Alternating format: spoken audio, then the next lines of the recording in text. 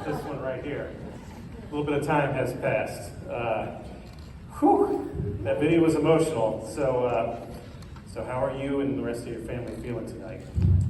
We feel, first and foremost, just very blessed to be here tonight, honoring Dad and everything that he did.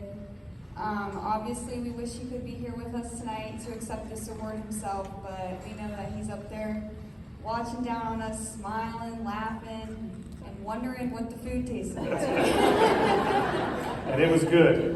He would have loved it. Oh yeah, and Dad had so much pride for the Middle-Atlantic PGA. He was so proud to be a part of the family that this award just holds a very special place in our heart for him. Wonderful. So, as you saw from the video and you experienced in your life, he loved serving others, whether it was at the PGA, his church, or other places. Where do you think that come from? Why do you think that is? Well, because my grandparents instilled the love of Jesus Christ in his heart, he devoted his life to serving the Lord. He did this through church, community, food, and golf.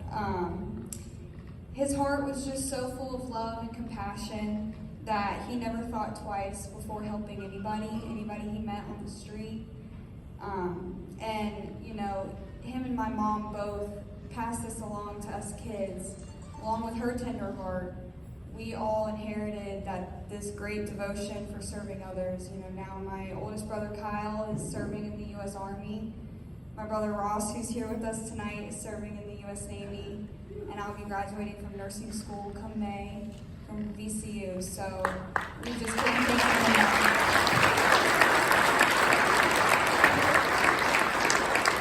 What an incredible family, and we do appreciate it. So we saw some pictures of you, very small, obviously.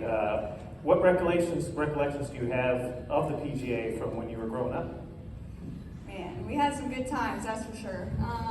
My brother Ross and I spent every day of our summers on the golf course with Dad as long as we could, from sun up to sundown. It wasn't really until he started serving on the board of control that we became close with the PGA. And we were blessed enough to go to the PGA championships with our parents. And we formed relationships at those events that would last us forever. We've always called those closest to us our PGA aunt and uncles.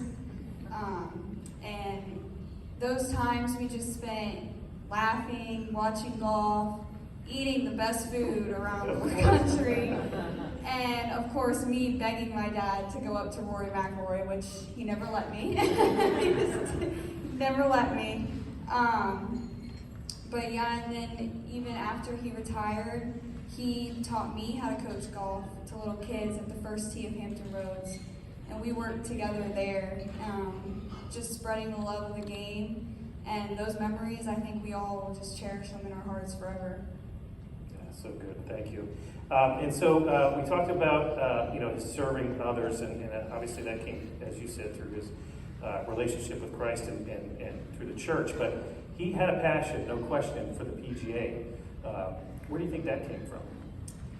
Well, I think it came from his love of the game and family. PGA, like my mom said, was a family to him. And my grandfather, who we call Big Daddy, he's the one that introduced him to the PGA and the game of golf in general.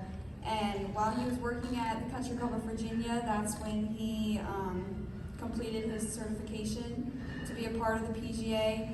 And from then on out, he always just believed that no matter what you're committed to, you have to work your hardest and give it your all, and that's what he did.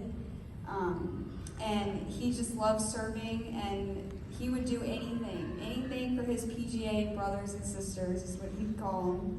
But his number one passion within the PGA and the game of golf was just spreading the love to the future generation. He thought that was the most important thing, was that we need to keep this game going and keep telling and keep teaching all these kids how to play, and that's why even after he retired, he worked at the first tee.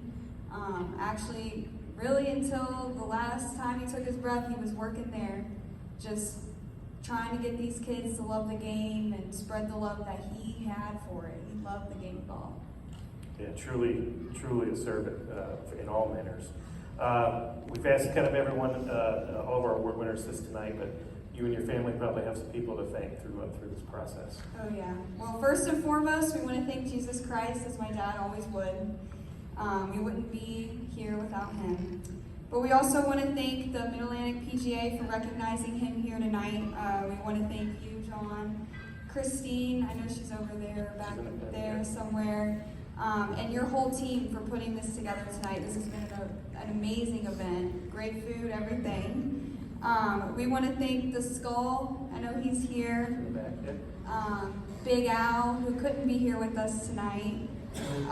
Bob Dolan, and just so many others within the Mid-Atlantic and National PGA that worked alongside my dad. And, you know, these people always encouraged him to continue to do more and continue to work his best. And that's what he did. So thank you.